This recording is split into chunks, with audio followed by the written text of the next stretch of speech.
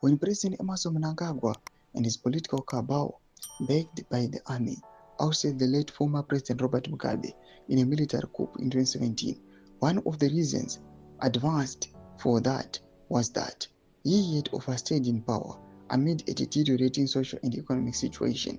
Sarabina mashkubra when the news of Sajiti Mugabe syndrome grips Mnangagwa and subscribe or like it on the bell icon.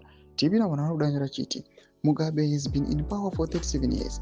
At the time, in November 2017, the Zimbabwean army initiated Operation Restoring Us, leading to Mugabe's removal. The military framed the intervention not as a coup, but as a pacification of a degrading national situation. The official military statement claimed they were only targeting a clique of criminals surrounding the president who were committing crimes that caused suffering among Zimbabweans. The late Major General Sibusiso Busi Moyo said the army wanted to address a situation that, if left unchecked, risked erupting into violent conflict. Moyo retired after the coup and became foreign minister until his death in 2021.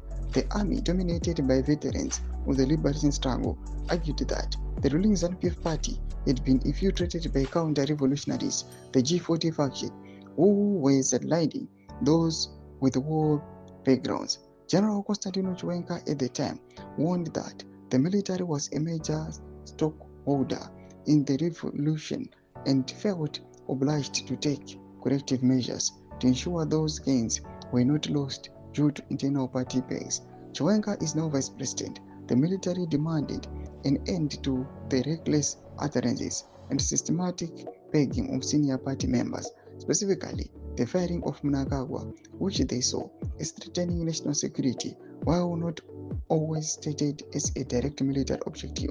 A key underlying grievance was the perception that First Lady Grace Mugabe was usurping constitutional power, positioning herself for succession. While not always stated as a direct military objective, a key underlying grievance was perception that First Lady Grace Mugabe was usurping constitutional power, positioning herself for succession by taking advantage of the president's safe condition. While not stated, Mugabe overstay and failure was a major factor. His rule was disastrous failure. He left a legacy of authoritarian repression, economic collapse, and poverty on a grand scale. Mnangagwa and his ZANU-PF faction at the time wanted to end Mugabe's elongated rule and ensure Zimbabwe stick to two-term limits for the presidents.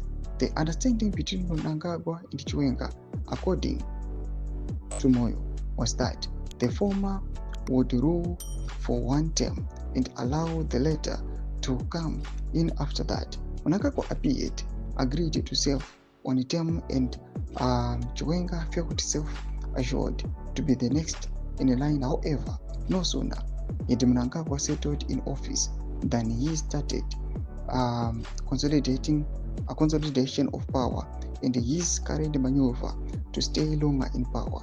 His supporters started campaigning for Mnangagwa 2030. He wanted a second term. Everybody thought he could end there. They did not know his real plans to be like Mugabe, his mentor in many ways.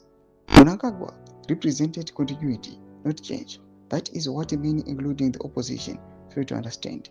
They wouldn't even heed good advice about it. They wanted Mugabe gone by all means. Soon after getting his second term, Mnangagwa got gripped about the Mugabe syndrome of overstaying in power beyond his 2 terms.